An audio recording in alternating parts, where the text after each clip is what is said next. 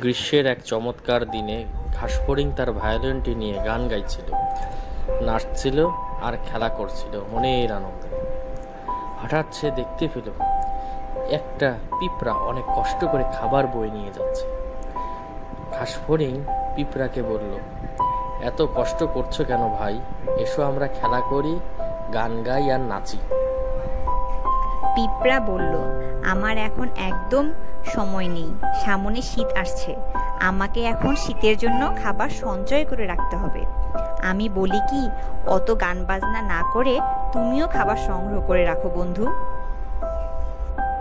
জবাব দিল, আরে বোকা, শীতকাল আসতে তো এখন অনেক দেরি, ওসব নিয়ে এখন এত চিন্তা করার কি আছে?